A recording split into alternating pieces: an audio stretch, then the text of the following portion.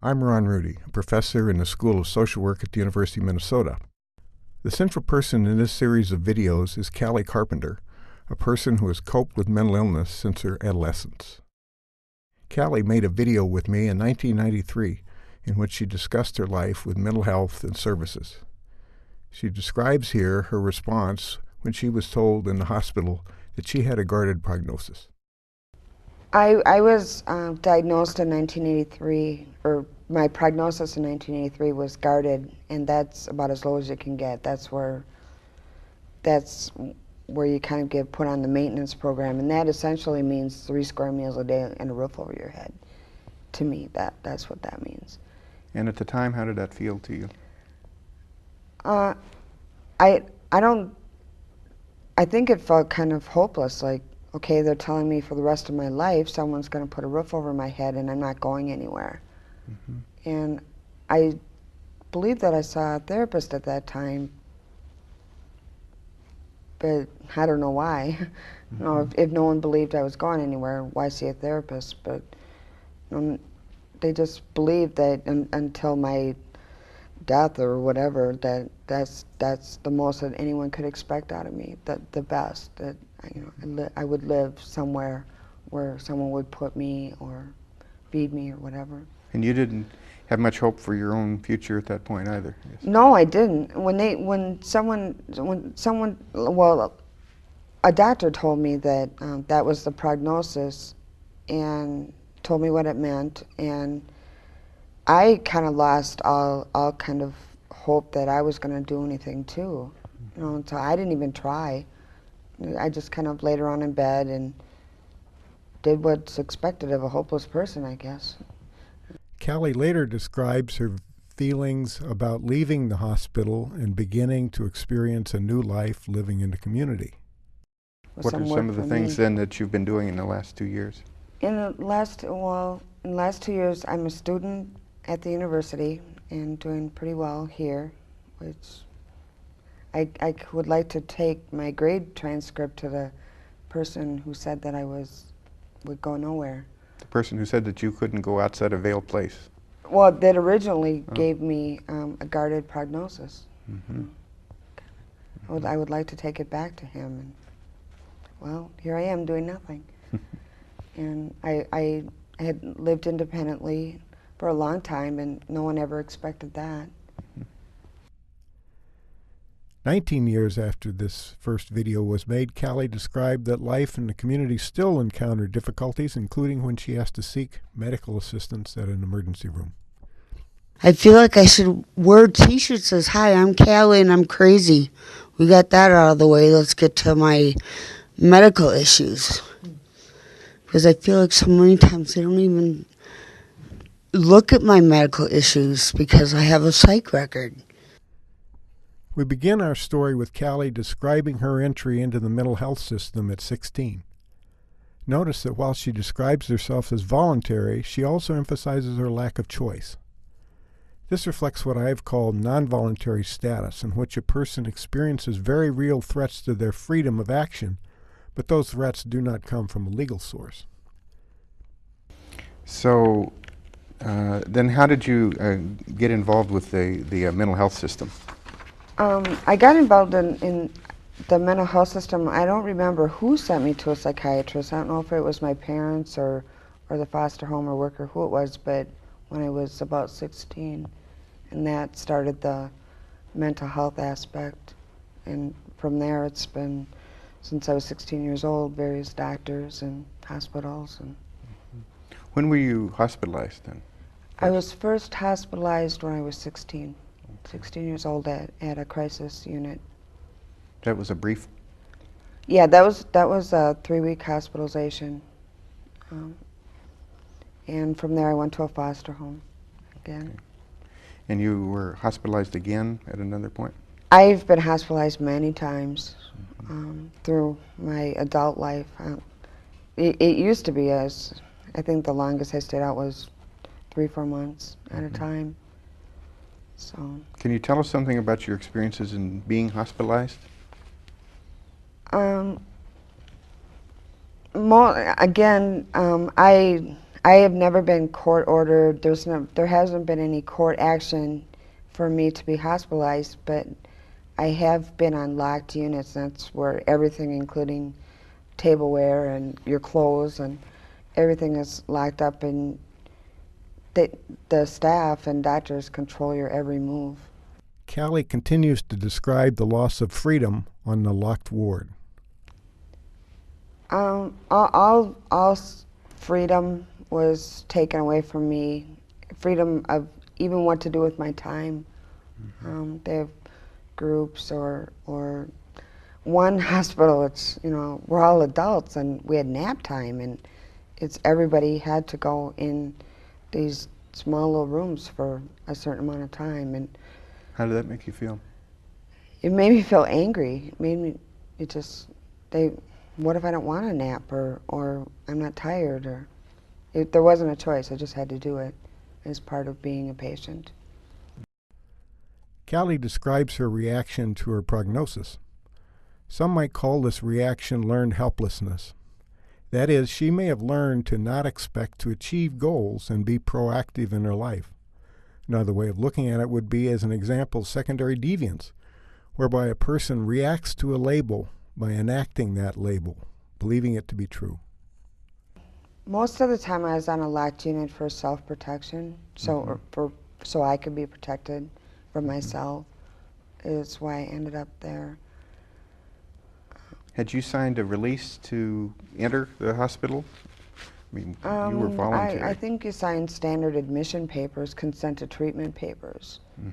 You don't sign specifically what they're going to do to you. You just signed a standard consent for treatment paper. So part of you're telling us that part of your placement was voluntary, and that you thought that you needed help, and it probably needed to be in a safe environment. Right. I talked with my doctor, or in some cases my doctor suggested, or a therapist suggested it. But it was voluntary, and I walked in the door. Okay. And so among the things you found there that went along with, because what I've called the package deal of being in a safe environment, was that you were on a locked ward. What were other things that you found? All freedom was taken away from me. Freedom of even what to do with my time.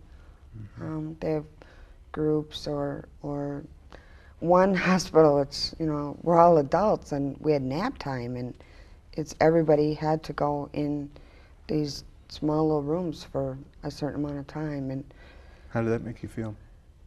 it made me feel angry. It made me, it just, what if I don't want a nap, or I'm not tired, or there wasn't a choice. I just had to do it as part of being a patient.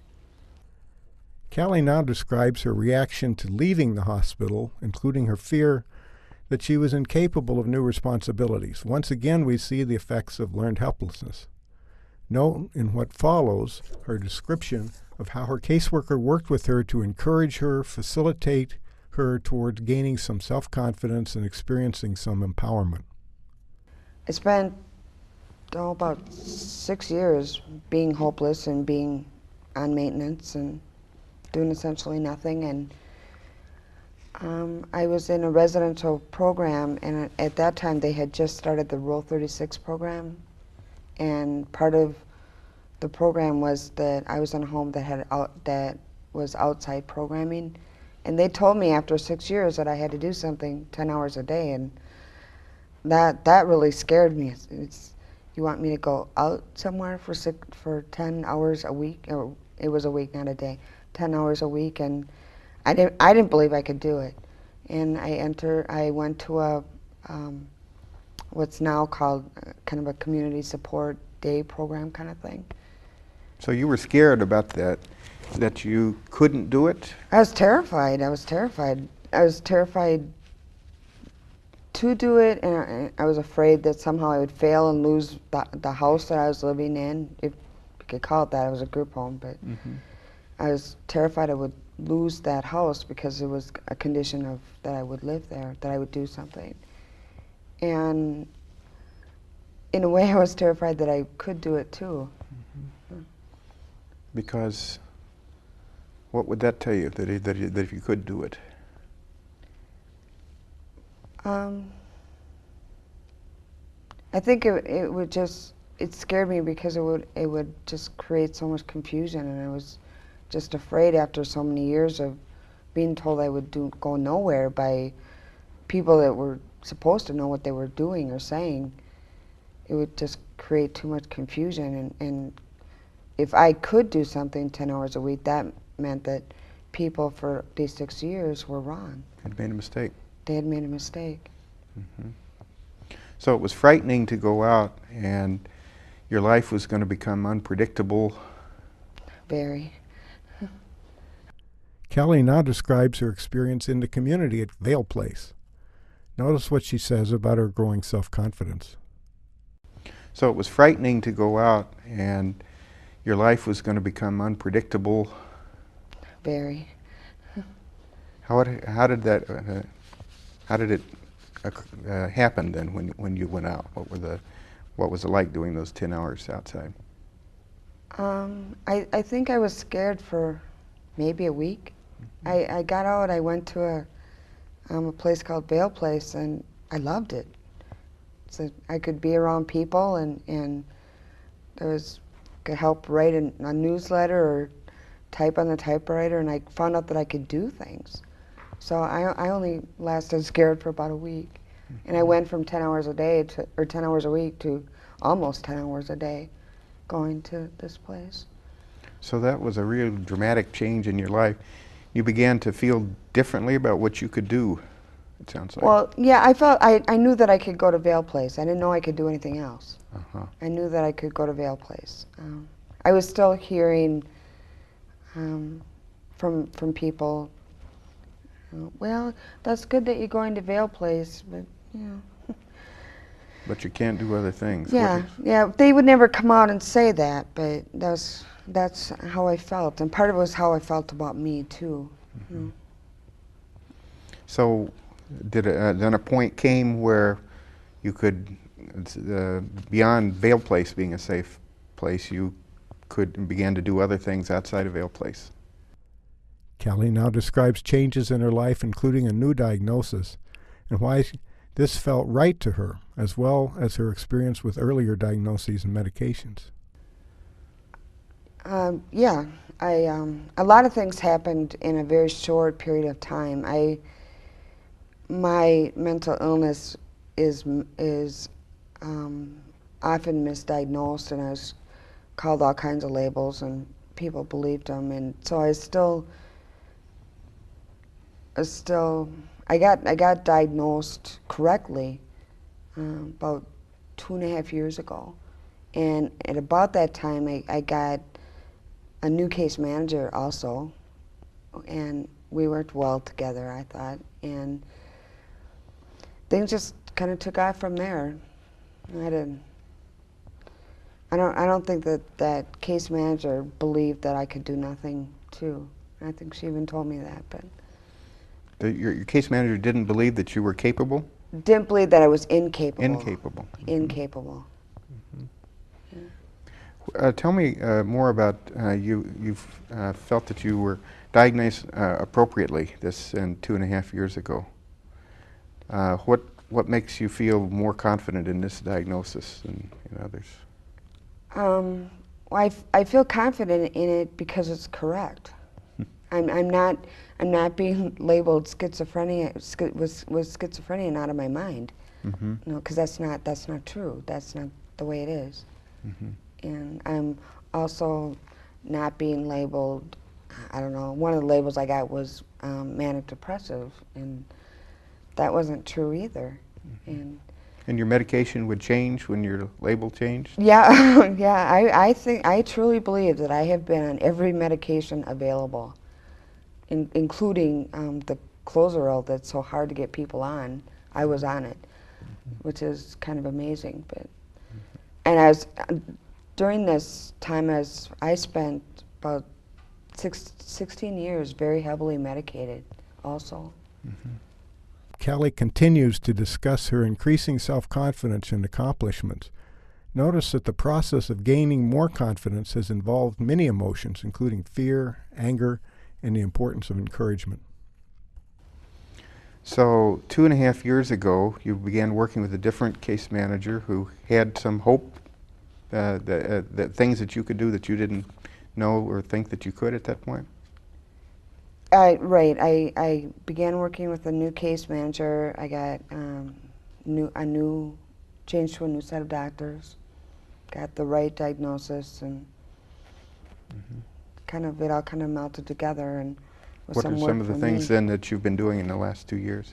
In the last 2 years, I'm a student at the university and doing pretty well here, which I would like to take my grade transcript to the person who said that I would go nowhere.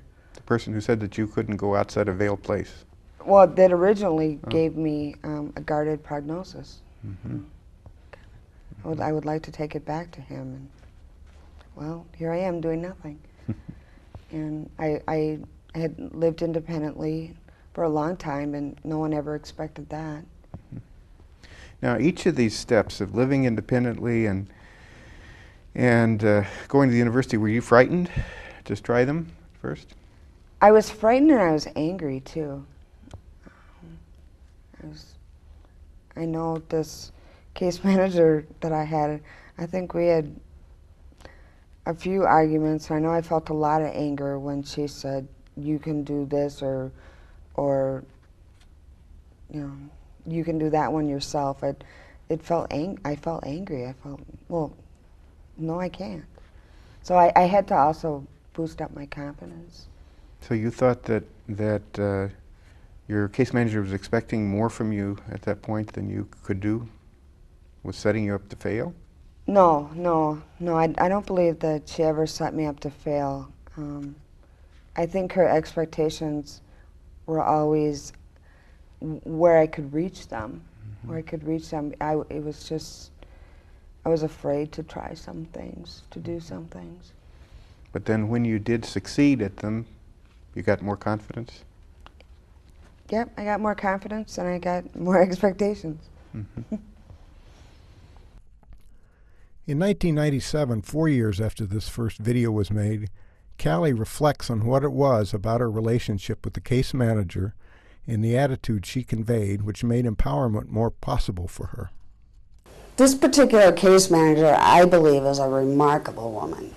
I mean, somehow she's been in the system, I believe, a while, and somehow has been able to maintain a really non-judgmental attitude and is able to, I think, my belief is, connect with each person and see them as a person. And I don't think that I've ever met a service provider who is so good at, I don't know, just not deciding things and empowerment. I mean, I believe that is just part of her makeup. That's who she is. Yeah. And my guess is that she would treat all people like that. The case manager that Callie was describing is Paula Childers. In 1993, at the time of the making of the first video, Paula was an MSW social worker employed at Vale Place. Since that time, she has over 20 years' experience working with and supervising practice with consumers with serious and persistent mental illness. In 2009, 16 years after the original video was made, Callie and Paula met again to reflect on their work together. Note the emphasis on explicitly complimenting Callie on her strengths. She also emphasized collaboration through joint evaluation of sessions. But I want to go back to, you said something about you kind of encourage, you nudged. That is the core of how do you do that? Because what I'm hearing is with Callie and some other people, you could see that there's a possibility they could do something beyond what they thought they could do. But you didn't want to impose a goal, but you wanted to kind of nudge her, encourage her. How did you do that? Well, one thing, it started out being just thinking about, when you would come back and you would tell me something that you'd been doing or something that you'd been thinking about, and share your thoughts with me. I would consciously try to, say back to you, wow, I'm impressed. I was impressed, but I don't always say that to people, and so I was working on kind of making sure that I pointed out to you the things that I thought you were your strengths and that you were doing well, and so that was part of it. And over time, it took a while, I think, but over time I felt like you were able to kind of grab on or take those in, and then